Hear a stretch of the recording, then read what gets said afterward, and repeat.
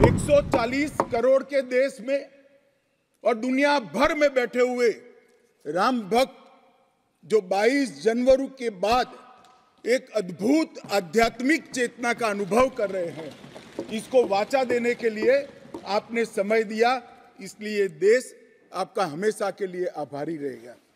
मान्यवर, मैंने आज किसी का जवाब नहीं देना है।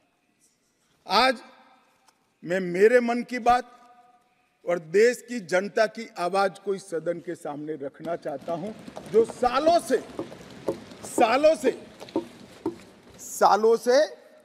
कोर्ट के कागजों में दबी हुई थी। नरेंद्र मोदी जी के प्रधानमंत्री बनने के बाद उसको आवाज भी मिली, अभिव्यक्ति भी मिली। मान्यवर, 22 जनवरी का दिन भले कुछ लोग कुछ भी कहे, मैं स्पष्ट रूप से देख रहा हूं 22 जनवरी का दिन 10 सहस्त्र सालों के लिए ऐतिहासिक दिन बनने वाला है। ये सबको समझकर चलना चाहिए। मान्यवर, जो इतिहास को पहचानते नहीं, ऐतिहासिक पलों को पहचानते नहीं, वो अपने अस्तित्व को, अपने वजूद को कहीं ना कहीं खो देते हैं।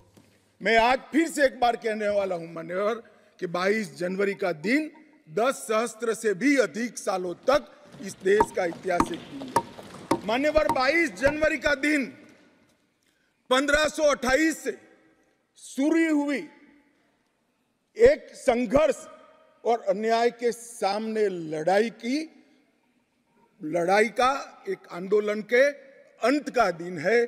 1528 से चली हुई ये न्याय की लड़ाई यहां पर समाप्त। मान्यवर, 22 जनवरी का दिन करोड़ों भक्तों के आशा आकांक्षा और सिद्धि का दिन है। उनकी आज आशा आकांक्षाएं सिद्ध हुई है। मान्यवर, 22 जनवरी का दिन भारत की, समग्र भारत की, मैं चाहूंगा कि समग्र भारत पर पूरा सदन गौर करे।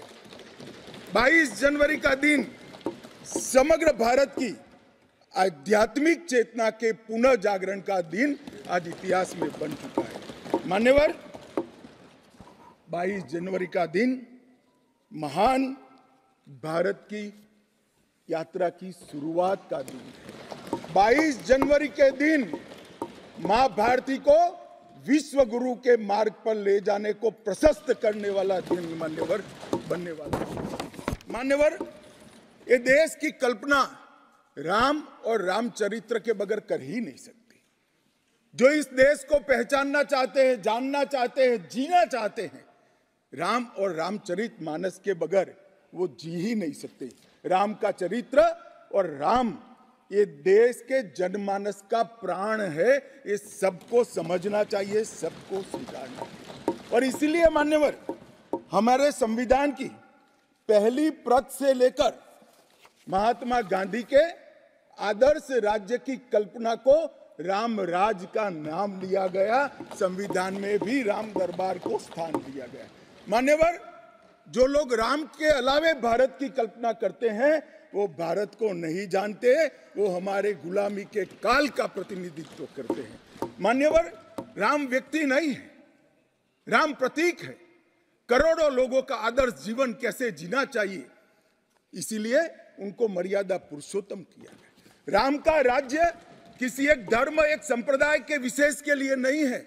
राम का राज्य, आदर्श राज्य कैसा होना चाहिए, इसका प्रतीक न केवल भारत, समग्र दुनिया के देशों के लिए बना हुआ है मान्यवर। और इसलिए मैं मानता हूं कि राम और राम के चरित्र को फिर से प्रस्तावित करने का काम 22 जनवरी को हुआ है, मोदी जी के हाथ से हुआ है। वो इस देश के लिए सौभाग्य का विषय है। मान्यवर, हम सब उन सौभाग्यशाली लोगों में से हैं जो 1528 वहां पर राम मंदिर देखना चाहते हैं। पीढ़ियां चली गई, हजारों लोग, लाखों लोग शहीद हुए, संघर्ष किए, आंदोलन किए, मगर ये दिन देखना स्वप्न में नहीं आया। आज हम सब बहुत सौभाग्यशाली है कि इस देश को हम देख सकते हैं।